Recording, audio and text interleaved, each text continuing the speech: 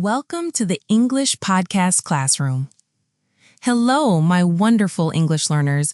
I'm so happy you've decided to join me today for what I believe will be one of our most practical and useful episodes yet. Thank you for choosing to spend this time improving your English with me. Today, we're going to explore something that will make your English sound much more natural and fluent.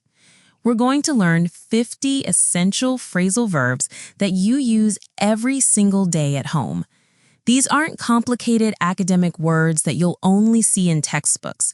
These are real, practical expressions that native English speakers use constantly in their daily lives.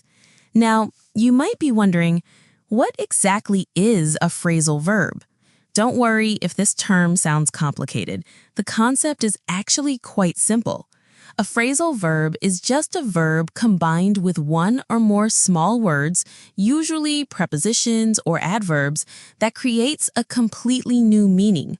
For example, get up doesn't just mean get plus up. It means to wake up and leave your bed in the morning. The beautiful thing about phrasal verbs is that they're everywhere in natural English conversation. When native speakers talk about their daily routines, their household activities, or just casual conversation at home, they use phrasal verbs constantly. And here's the exciting part. Once you start using these naturally, your English will sound so much more fluent and native-like. But here's what makes today's episode special. We're not just going to learn these phrasal verbs as isolated words. We're going to learn them through complete sentences in real context with practical examples that you can start using immediately. This approach will help you understand not just what these expressions mean, but how to use them naturally in your own conversations. I've organized today's 50 phrasal verbs into 5 practical categories that match your daily life at home. Morning routine phrasal verbs, cleaning and organizing, cooking and eating, relaxing at home, and fixing and maintenance. Each section will give you the tools to talk about different aspects of your home life with confidence and naturalness. So grab a notebook if you like to take notes, get comfortable, and let's begin this journey together.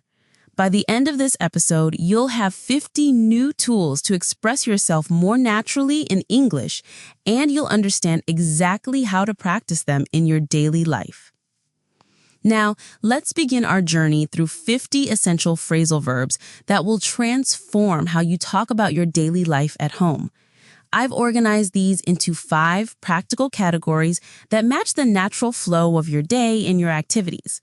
Morning routine phrasal verbs. Let's start with the very beginning of your day, those first important hours when you wake up and prepare for whatever lies ahead. These phrasal verbs will help you describe your morning routine with natural, native-like expressions. 1. Wake up. This means to stop sleeping and become conscious in the morning. It's one of the most basic and essential phrasal verbs you'll use every single day.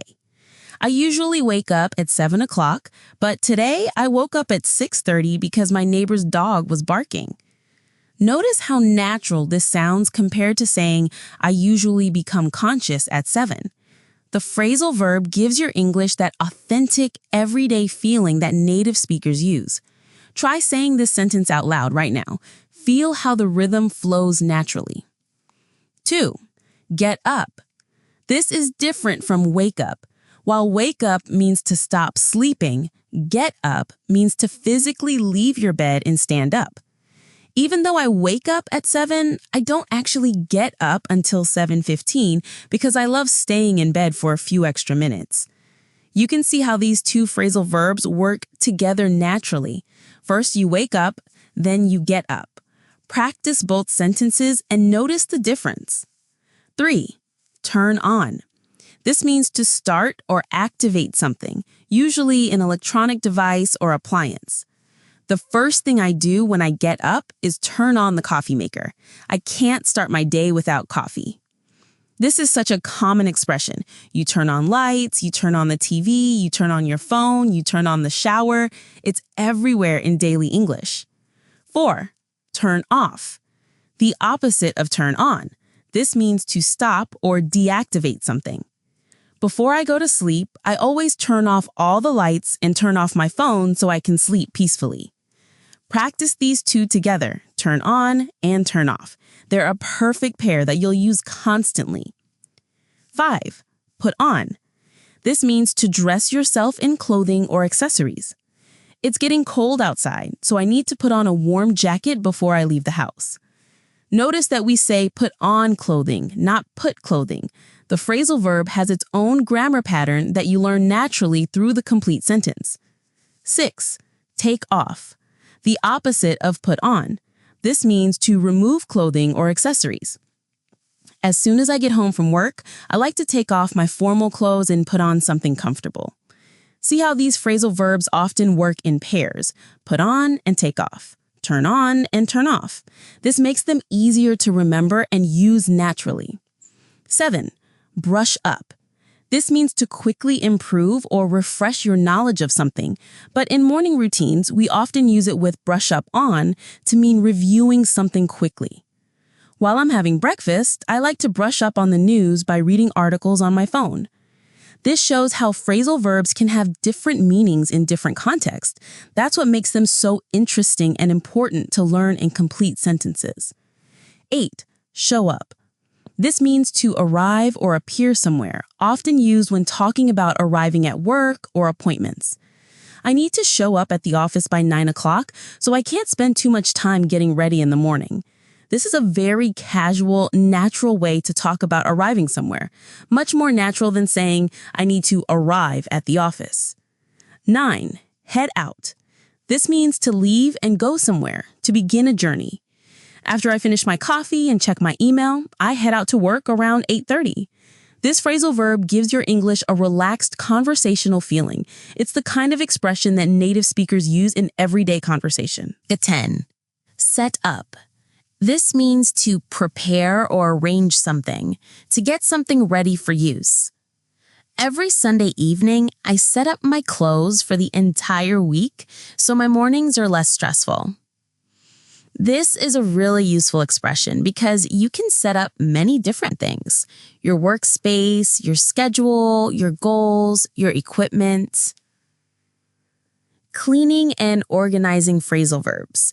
Now let's move to another important part of home life, keeping your living space clean and organized. These phrasal verbs will help you talk about household chores and organization in a natural, fluent way. 11. Clean up. This means to make something neat and tidy, to remove mess or dirt. After the party last night, I spent 2 hours cleaning up the living room. There were glasses and plates everywhere. This is one of the most common phrasal verbs for household activities. You can clean up rooms, clean up messes, clean up after people. 12. Pick up. This has several meanings, but in the context of cleaning, it means to lift things from the floor or surfaces and put them in their proper places. Before the guests arrive, I need to pick up all these books and magazines from the coffee table. You can pick up toys, pick up clothes, pick up papers. It's a very versatile and useful expression. 13. Put away. This means to return something to its proper storage place. After I finish cooking dinner, I always put away all the ingredients and cooking tools immediately. This is different from just pick up. Put away specifically means returning things to where they belong. 14. Throw away. This means to put something in the trash or garbage because you don't want it anymore. I'm going through my closet this weekend and throwing away clothes that I haven't worn in 2 years. Sometimes people also say throw out, which has the same meaning. 15. Sort out. This means to organize things by separating them into different groups or categories. I need to sort out all these papers on my desk. Some are bills, some are work documents, and some are just junk. This is very useful when you're organizing your home or your belongings. 16. Tidy up. This means to make something neat and organized, very similar to cleanup, but focuses more on organization than cleaning. My bedroom looks terrible. I really need to tidy up before my friends come over tonight. This gives your English a nice natural variation. Instead of always saying clean, you can say tidy up. 17. Wipe down. This means to clean a surface by rubbing it with a cloth, usually to remove dust, dirt, or spills. After I finish cooking, I always wipe down the kitchen counters and the stove to keep everything clean. This is very specific to cleaning surfaces, counters, tables, appliances, walls. 18. Sweep up. This means to use a broom to gather dirt, dust, or small objects from the floor. The kids played with their building blocks all afternoon, and now I need to sweep up all the tiny pieces. You can sweep up dirt, sweep up crumbs, sweep up leaves, sweep up broken glass. 19. Mop up. This means to clean liquid from the floor using a mop or absorbent material. Oh no, I spilled juice all over the kitchen floor.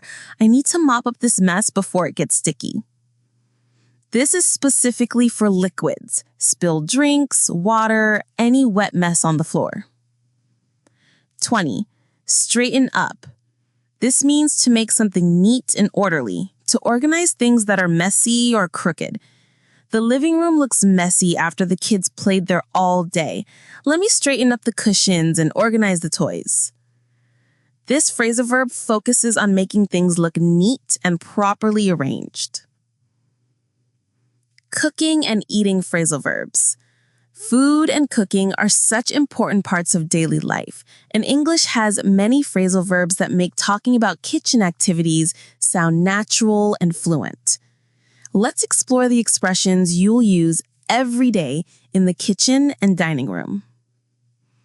21. Cook up.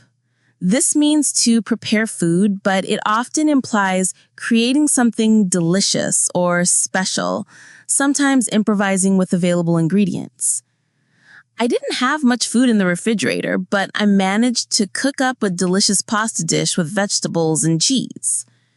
This phrasal verb adds a sense of creativity and skill to cooking activities. Whip up. This means to prepare food quickly and skillfully, often something simple but tasty. I can whip up a quick sandwich for lunch, or if you prefer, I can whip up some scrambled eggs. This suggests speed and ease. You're not spending hours cooking, but creating something good quickly. Heat up. This means to make food warm again, usually food that was previously cooked and cooled down. There's leftover pizza in the refrigerator. I can heat up a few slices for you if you're hungry. This is different from cooking. Heating up means warming food that's already prepared. Warm up, very similar to heat up, means to make food or drinks warm. It's such a cold day. Would you like me to warm up some soup for lunch? You can warm up food, warm up drinks, or even warm up leftovers. Cut up. This means to slice or chop food into smaller pieces for cooking or serving. Before I can make the salad, I need to cut up these tomatoes, cucumbers, and onions into small pieces. This is essential for cooking. You cut up vegetables, cut up meats, cut up fruits. Mix up. This means to combine different ingredients together, but it can also mean to confuse one thing with another. For this recipe, I need to mix up the flour, eggs, and milk until the batter is smooth and creamy. In cooking context, it usually means combining ingredients thoroughly. Eat out. This means to have a meal at a restaurant instead of cooking at home. I'm too tired to cook tonight. Let's eat out at that new Italian restaurant downtown. This is the opposite of cooking at home. It means going to restaurants, cafes, or food courts. Order in. This means to have food delivered to your home from a restaurant. It's raining so heavily that I don't want to go outside. Let's just order in some Chinese food tonight. This is very common in modern life, ordering pizza, Chinese food, or other delivery options. Use up. This means to consume all of something, to finish the last of an ingredient or food item. I need to use up these bananas before they go bad. Maybe I'll make banana bread tomorrow. This helps you talk about managing food supplies and avoiding waste. Stock up. This means to buy and store a large quantity of something for future use. The grocery store has a sale on pasta this week, so I'm going to stock up and buy several boxes. This is useful for talking about shopping strategies and meal planning. Relaxing at home phrasal verbs. After a busy day of work and household activities, everyone needs time to relax and unwind. These phrasal verbs will help you describe your leisure time and relaxation activities with natural, fluent expressions. 31. Chill out. This means to relax completely, to stop worrying or being stressed about things. After such a stressful day at work, I just want to come home, sit on the couch, and chill out for a few hours. This is a very casual, modern expression that native speakers use frequently when talking about relaxation. Wind down. This means to gradually relax and reduce your activity level, especially in the evening before sleep. I have a nice evening routine where I wind down by reading a book and drinking herbal tea before bed. This suggests a gentle, gradual process of becoming more relaxed and peaceful. Kick back. This means to relax completely and do very little, often while sitting or lying comfortably. On Sunday afternoons, I love to kick back on the sofa and watch movies without worrying about anything. This phrasal verb suggests complete relaxation and leisure with no responsibilities or stress. Hang out. This means to spend time in a relaxed way, often with friends or family, without any specific plans or activities. My teenagers love to hang out in their rooms, listening to music and chatting with friends online. This is very common in casual conversation. You can hang out at home, hang out with people, or just hang out. Zone out. This means to stop paying. 35. Zone out. This means to stop paying attention to your surroundings and let your mind relax or daydream. Sometimes when I'm watching TV after a long day, I completely zone out and don't even remember what I watched. This describes that peaceful state when your mind is completely relaxed and not focused on anything specific. 36. Curl up. This means to sit or lie in a comfortable position with your body in a curved, cozy shape. On cold winter evenings, I love to curl up under a warm blanket with a good book and a cup of hot chocolate. This creates a very cozy, comfortable image that's perfect for describing relaxation at home. 37. Settle in. This means to make yourself comfortable in a particular place, especially for a long period of relaxation. After dinner, I like to settle into my favorite armchair and watch the evening news. This suggests getting comfortable and preparing to stay in one place for a while. Tune in. This means to watch a particular TV program or listen to a specific radio show. Every Thursday night, I tune in to my favorite cooking show. I never miss an episode. You can tune into news programs, tune into music, tune into podcasts. Switch off. This has two meanings: literally turning off devices, but also mentally stopping work or stress thoughts. When I get home, I switch off my work phone and switch off all thoughts about the office. Home time is my time. This is perfect for talking about the boundary between work and personal life. 40. Doze off. This means to fall asleep gently and unintentionally, especially while doing something relaxing.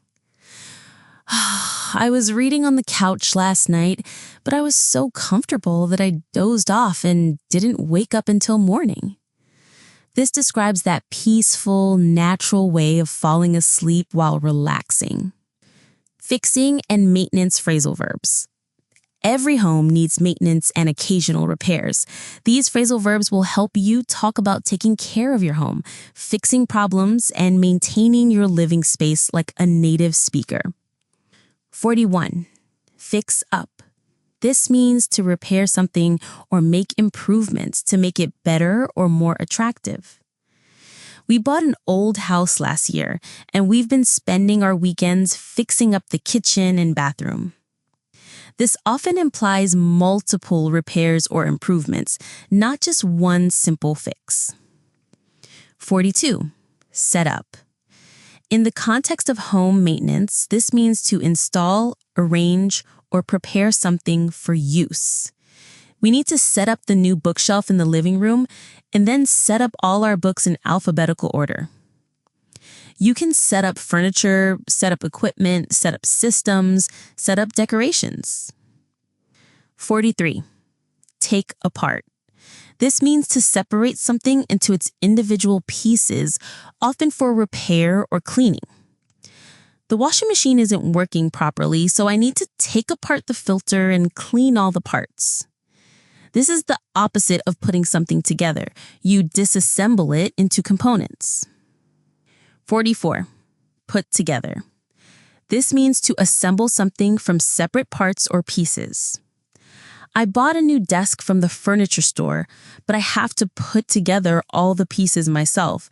It came with 50 different screws. This is very common when talking about furniture assembly or any kind of construction project. 45. Hook up.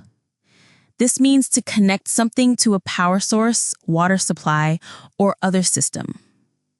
The technician came today to hook up our new washing machine to the water pipes and electrical outlet.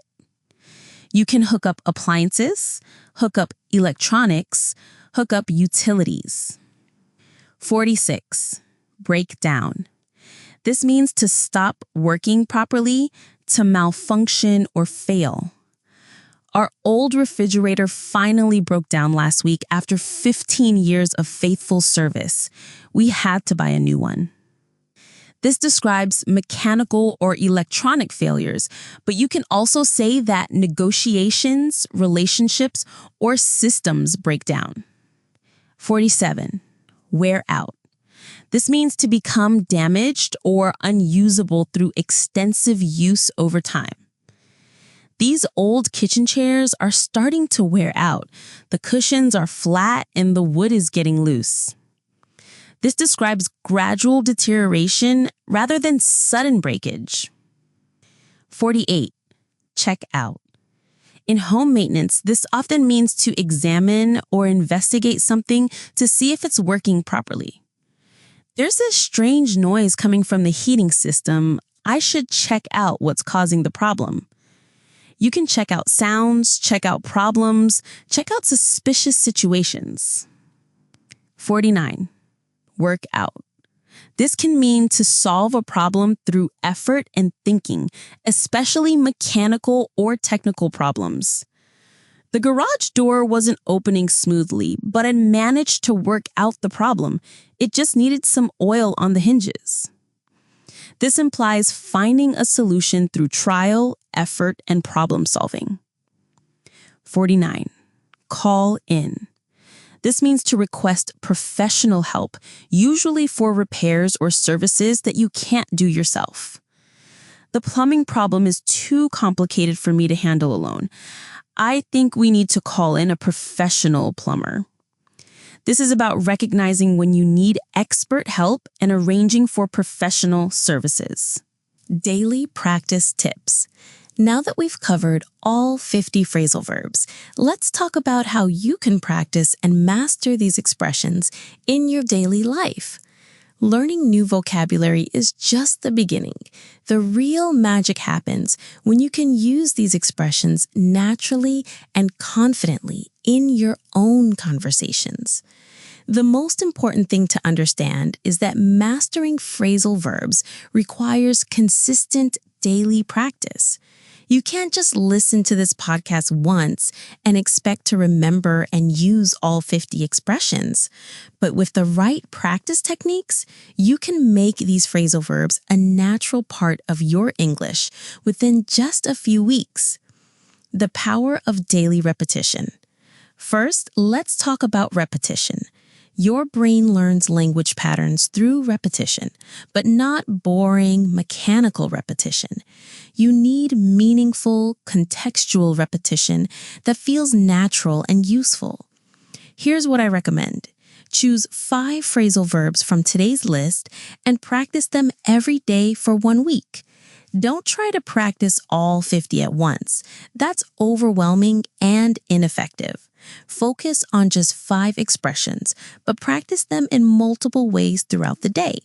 For example, this week you might focus on wake up, get up, turn on, clean up, and eat out. Every morning when you wake up, say to yourself, I'm waking up now. Time to get up and start my day. When you turn on your coffee maker, say, I'm turning on the coffee maker.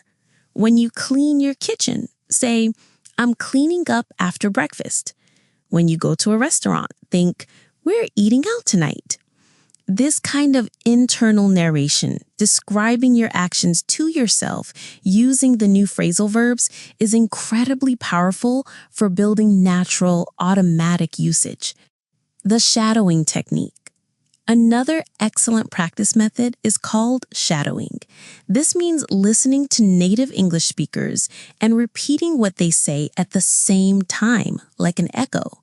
You can do this with podcasts like this one, TV shows, or YouTube videos. Here's how to use shadowing with phrasal verbs. Find English content where people are talking about daily activities. Cooking shows, lifestyle vlogs, home improvement programs, morning routine videos. As you listen, repeat the sentences that contain phrasal verbs. Don't worry about perfect pronunciation at first. Focus on catching the rhythm and flow of the expressions. For example, if you hear someone say, I need to clean up this mess before guests arrive, repeat it immediately. I need to clean up this mess before guests arrive. Feel how the words connect together. Notice the stress patterns and absorb the natural rhythm of the sentence. Creating personal sentences. One of the most effective ways to make phrasal verbs stick in your memory is to create personal sentences. Sentences about your own life, your own experiences, your own daily routines. Take each phrasal verb and make it personal. Instead of just remembering turn on means to start a device, create sentences about your own life. Every morning, I turn on my coffee maker first. Then I turn on the news to hear about the weather. Before I go to bed, I turn on my phone's alarm for tomorrow morning. These personal sentences are much more memorable than generic examples because they connect the language to your own experiences and emotions. The weekly challenge system. Here's a practical system for mastering all 50 phrasal verbs over the next 10 weeks. Week 1, focus on the first 5 phrasal verbs from the morning routine section. Week 2, add the next 5 phrasal verbs, but keep reviewing the first 5. Week 3, add 5 more while maintaining the previous 10. Continue this pattern, adding 5 new phrasal verbs each week while reviewing all the previous ones. By week 10, you'll be comfortable with all 50 expressions. The key is consistency. 15 minutes of focused practice every day is much more effective than 2 hours of practice once a week. Recording yourself. Don't underestimate the power of recording yourself speaking. Use your phone to record yourself using the phrasal verbs in complete sentences. Then listen back and compare your pronunciation, rhythm, and flow to native speakers. This technique helps you in several ways. You become more aware of your own pronunciation, you can track your improvement over time, and you build confidence in your speaking abilities. Try this exercise. Record yourself describing your morning routine using 10 phrasal verbs from today's lesson. For example, I wake up at 7 a.m. every day. I usually get up immediately because I don't like to lie in bed. The first thing I do is turn on my coffee maker. Then I head out to get the newspaper. When I come back, I put on some music while I cook up a quick breakfast. Listen to your recording and notice which phrasal verbs sound natural and which ones need more practice. The situation practice method. Another powerful technique is practicing phrasal verbs by situation. Instead of randomly practicing different expressions, focus on one situation and use multiple phrasal verbs related to that context. For example, spend one practice session describing a complete cleaning routine. Every Saturday morning, I clean up my apartment.